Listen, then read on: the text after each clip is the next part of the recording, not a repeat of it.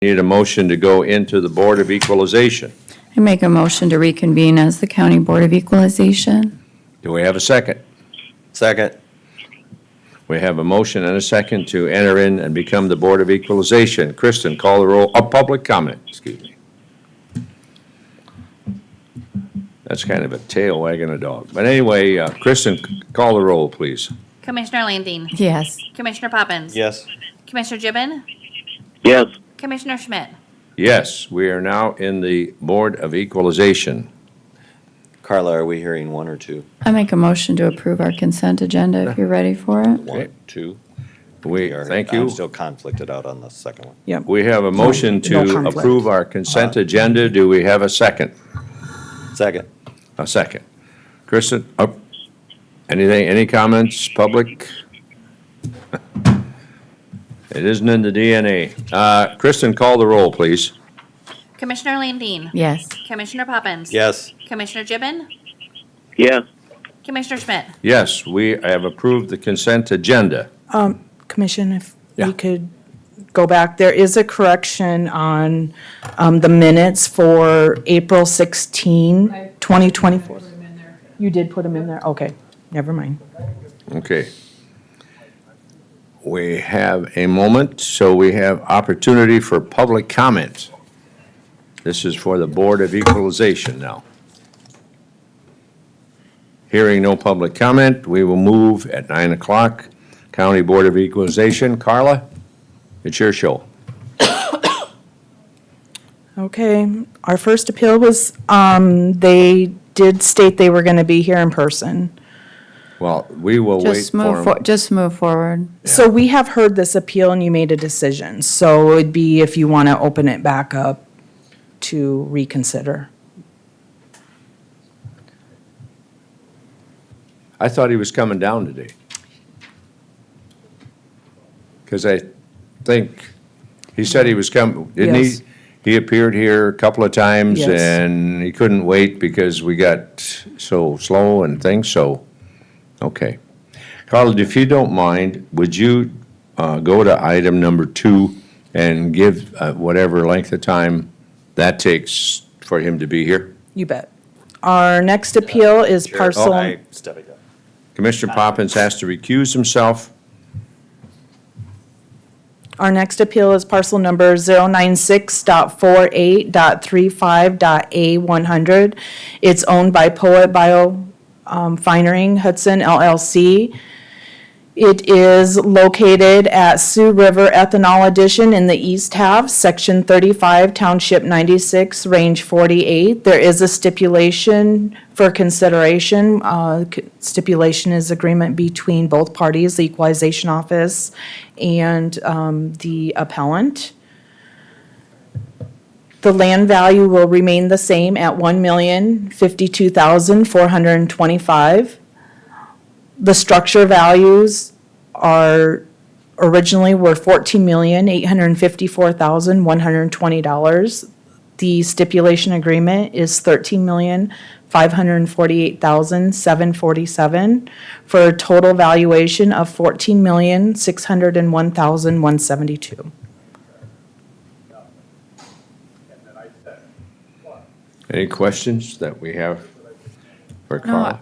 No, Yes. I would make a motion to approve the stipulation. There's been a motion made by Commissioner Landine. Do we have a second?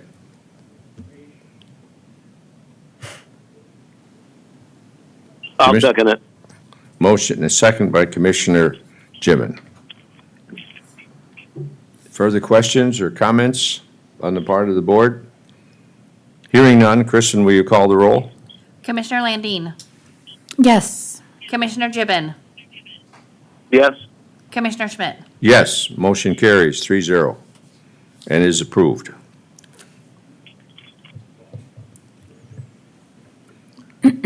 Sherry, did he indicate he was coming down?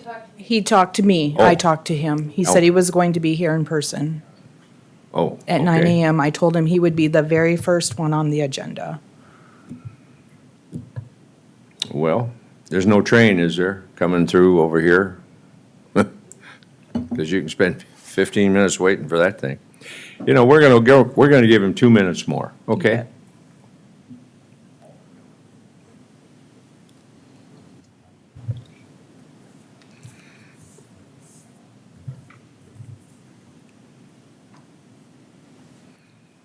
Carla, just while we're filling in, just some information. How many appeals did we have this year in total? Total went to local board approximately 393 appeals total this year. Yeah, About 167 appeared before the County Board of Equalization. is that a increase, decrease, whereabouts are we? That is, the total amount of appeals is a decrease from last year, by Oh. just a handful. We average right around 400 appeals every year. There that's were kind of- more to county board because I appealed back many local board decisions. So more were heard at county board this year than in previous years. Okay.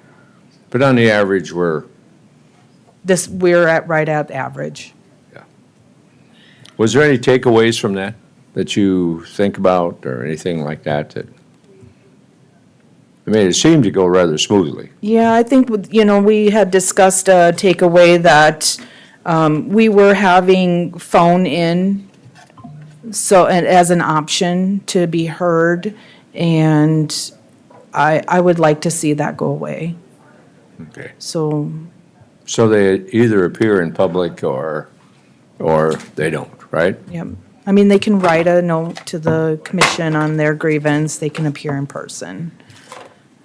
Just technology and just, I just don't think the phone-in option is a good choice anymore. Okay. Speaking of phone-in options, Paul Gorley's not gonna be here, but he wants us to call him.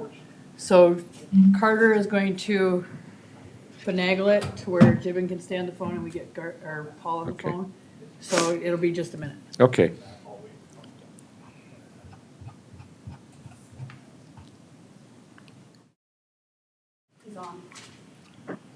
He's on. Commissioner Gibbon, are you on? Yes, I'm here. Okay. Are you on, sir, from the Fellowship of Christian Athletes?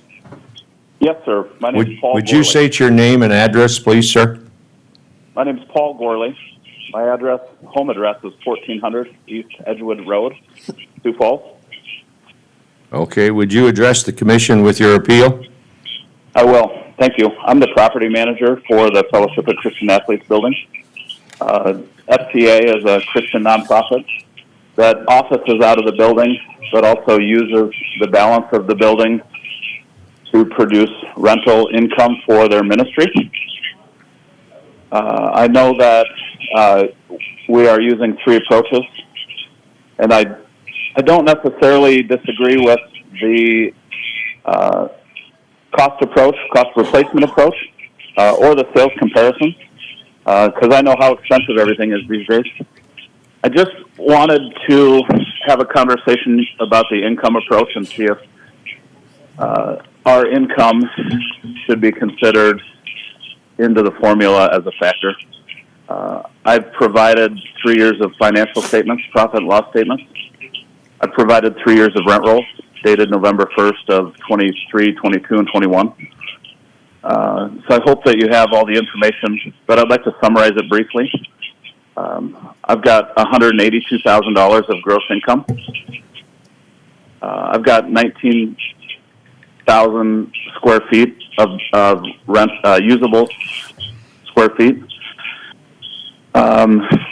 And after expenses, I have a net operating income of $155,000.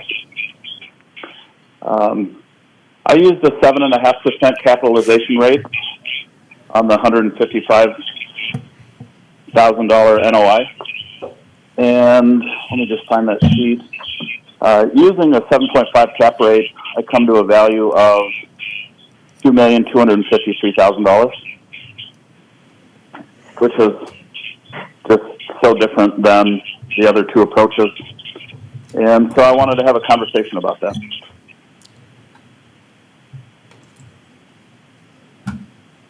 Okay.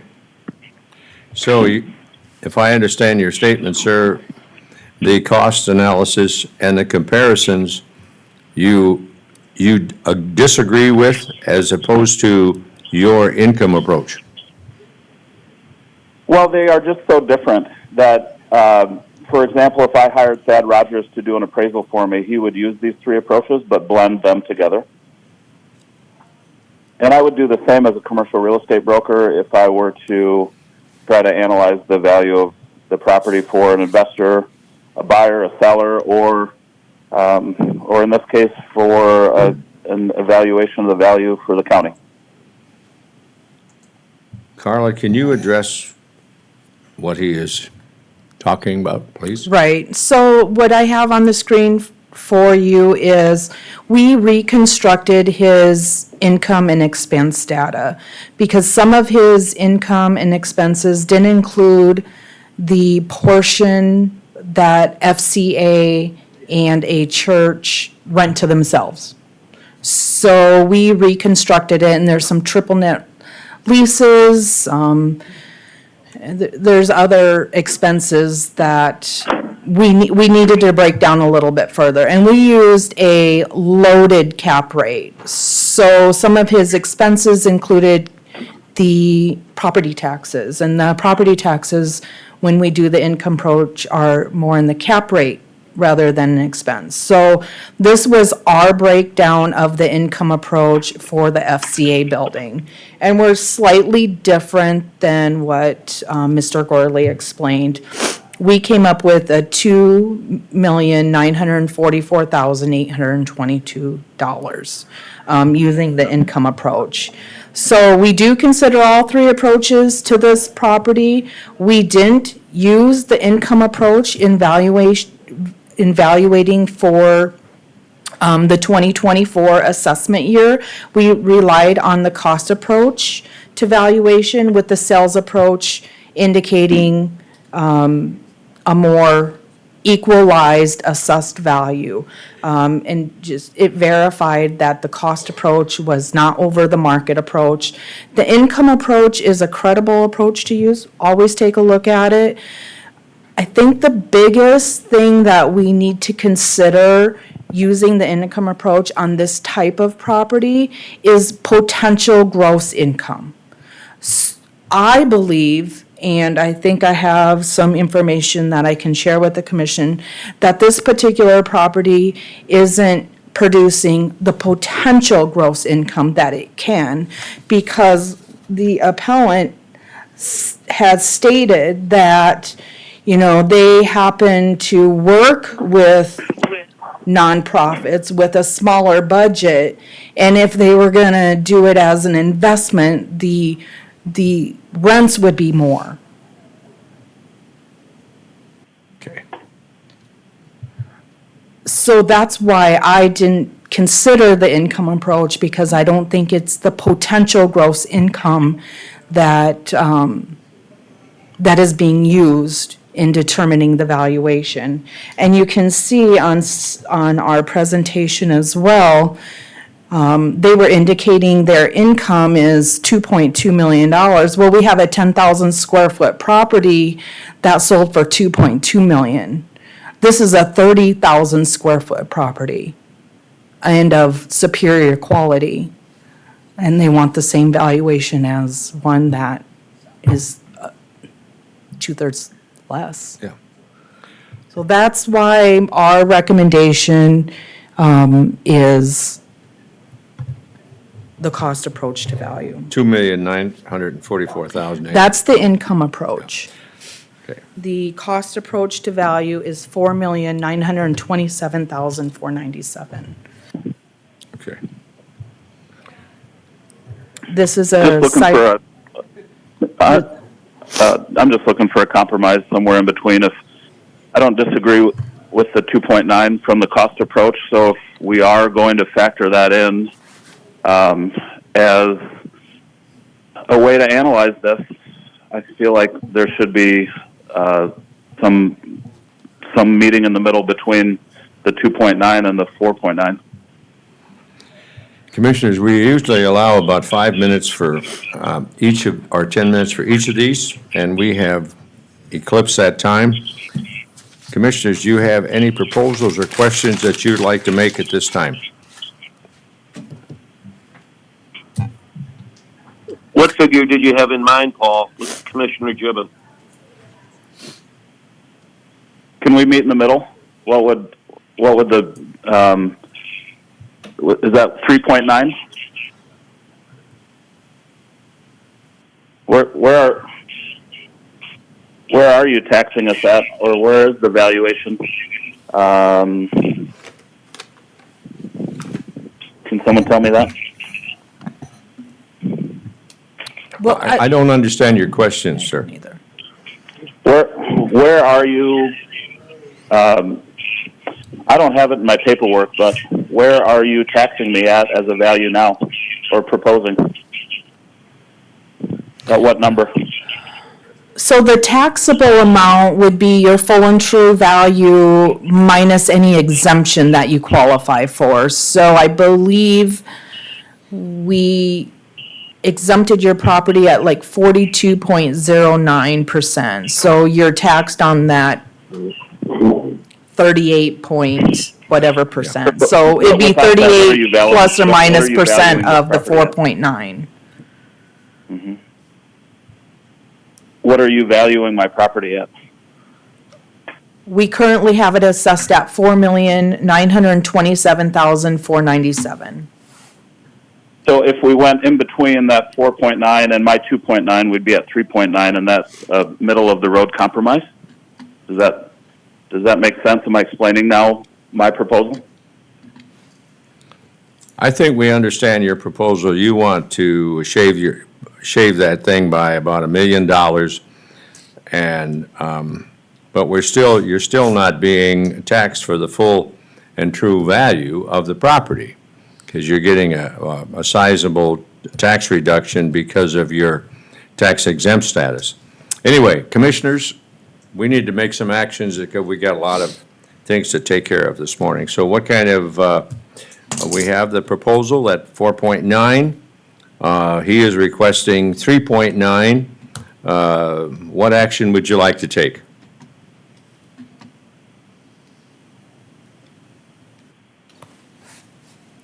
Mute.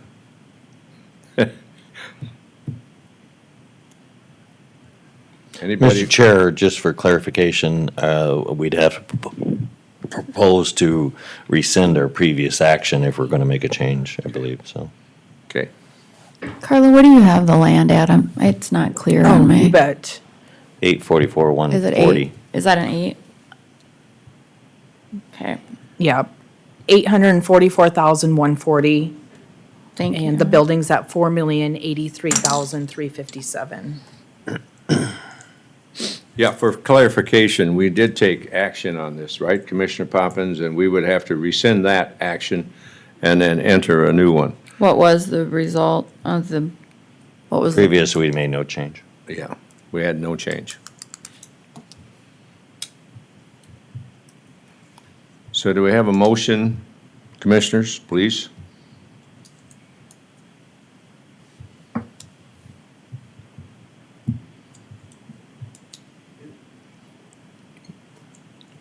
Do we need to take any action? If we have, we don't really need to do anything. We can just leave it as we have previously approved. And if I don't hear anything, we're just going to say that no further action is necessary, and I think the appeal is denied. We've already acted on this once. Do I have a consensus on that? Mr. Chairman, I'd offer a motion to, we're not having to recess anymore. Adjourn. This would be an adjournment. I would move to adjourn Board of Equalization. Second. We have a motion to adjourn. Sir, I just want to, if you're still on, we took no actions. We approved this once before, accepting our Director of Equalization at 4.9, $4,900,000, and that was approved. So thank you for your time, and probably see you next year. We have a motion to adjourn as the Board of Equalization and a second.